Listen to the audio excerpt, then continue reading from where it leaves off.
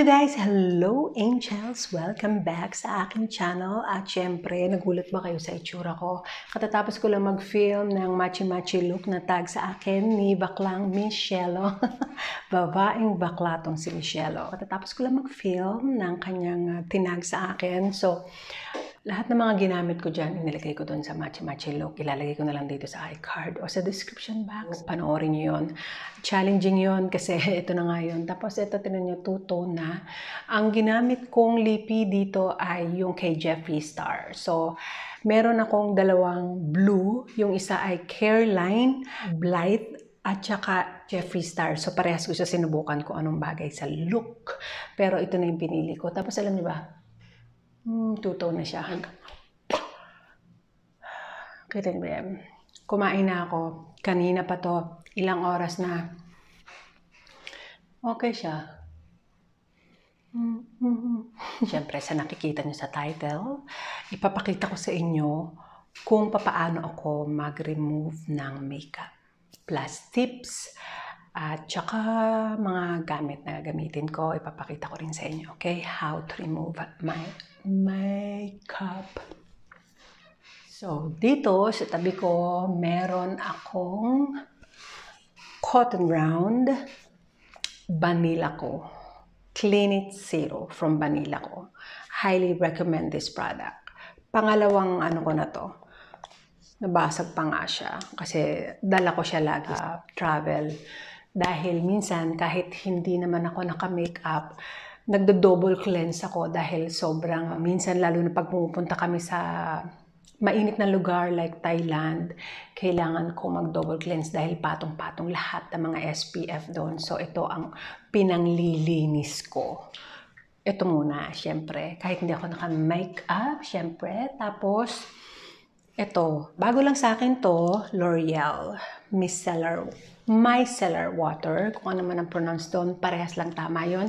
Yung isa British English, tapos yung isa ay American English. Kaya, micellar, parehas lang siya tama. Depende yun sa gagamit. So, tayo ay Pinoy, kahit na ano dyan.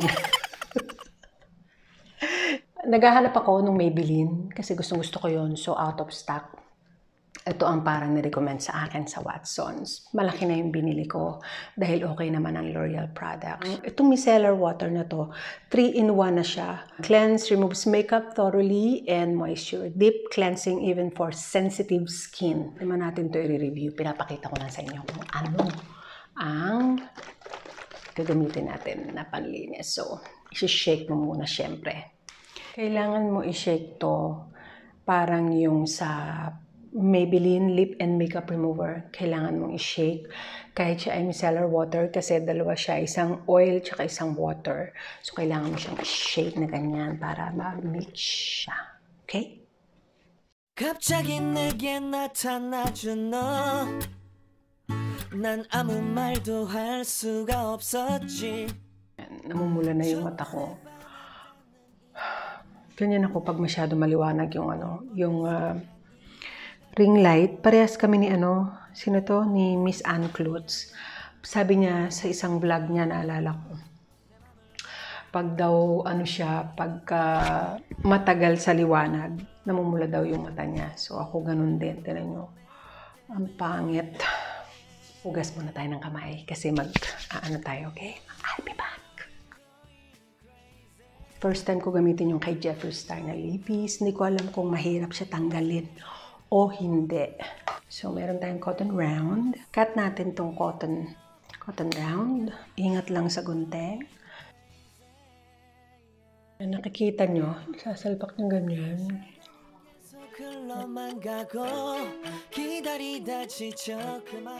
Alam nyo ba, meron din akong isang style pa kung paano magtanggal ng na eyeshadow. Huwag nyo masyadong ihilahin o idadrag ng bonggang-bongga yung mata nyo kasi cause ng wrinkles yan. So, kailangan be gentle. Pataas. Okay? So, hindi sumama yung lashes. Yung lashes, nandiyan pa rin siya yung bongga. How I wish na ganito kahaba yung aking pilik mata, diba? Diba?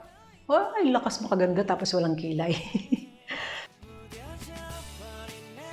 Dahan-dahan lang sa mata nyo, okay?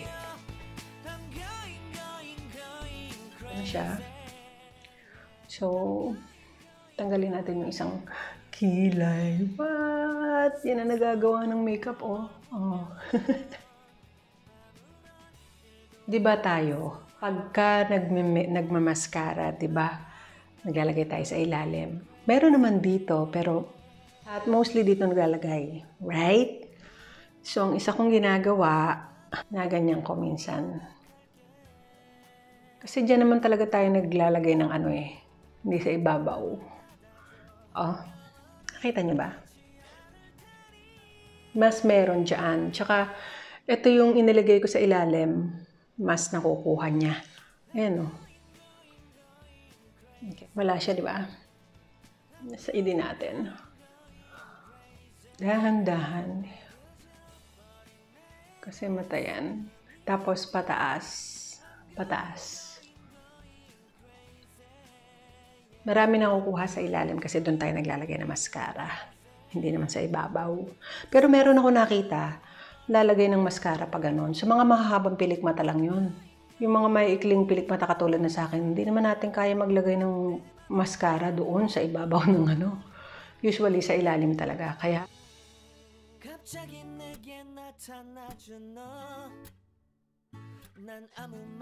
meron pa yan kahit pa paano kasi nag-tight line ako kanina.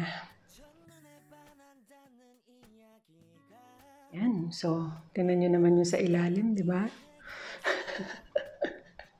Grabe, wala akong mirror. Wala akong handang mirror. Wait nga. Kita nyo ba yung difference ng may makeup at wala? Kailangan natin ng Q-tips. Q-tips kailangan natin. And kuha tayo nito. Para mas lumuwang yung, kasi medyo nahirapan tayo kanina dito pagtanggal kasi masyadong madikit yung glue. Ang gagawin natin, ito naman, natutunan ko siya kay Emily Noel para daw mag-loose yung mga glue. Ayan siya, oh.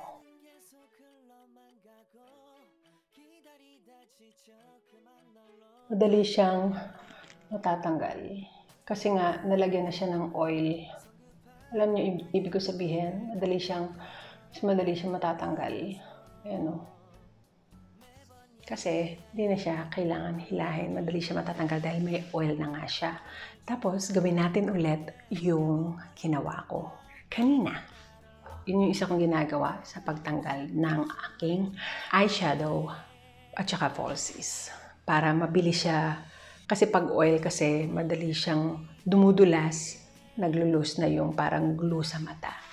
Wag na wag kayong magtatanggal ng pilik mata. Hihilahin nyo pa ganun. Kasi, yes, masarap ang feeling. Naranasan ko rin naman yan. Ganun din naman ako dati.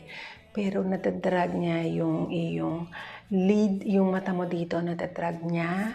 At bukod doon, sumasama yung iyong totoong pilik mata. So, wag na wag nyo gagawin yung ganun. Kung anong prefer nyo, kung prefer nyo ba yung ginawa ko sa kaliwa kong mata o sa kanan ko, nasa sa inyo yun. Basta, wag na wag nyo hihilahin yung pilik mata nyo. Okay? So, alisin na natin sa kabila.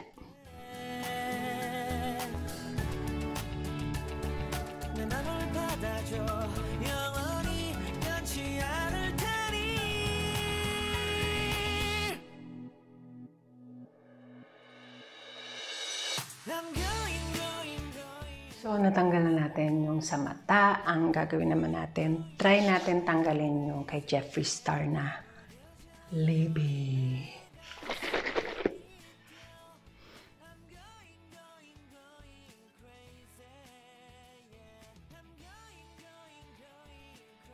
Tanggal naman siya.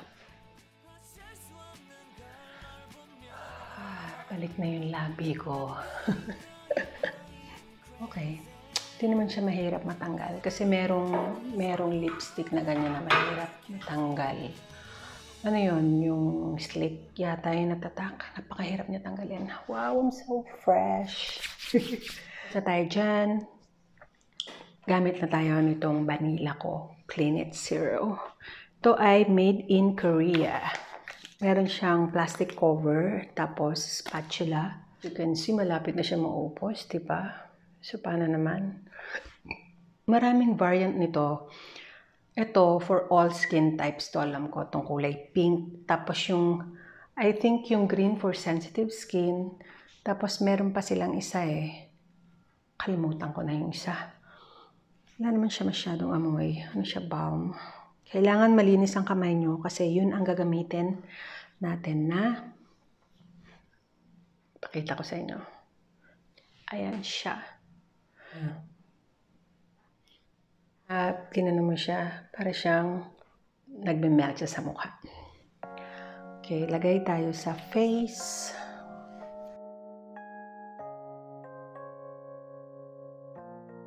Kakalat natin.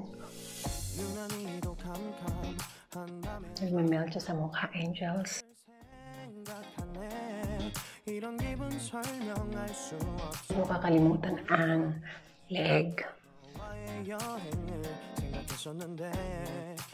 Dito ko natingin, pasensya na kayo kasi wala akong mirror.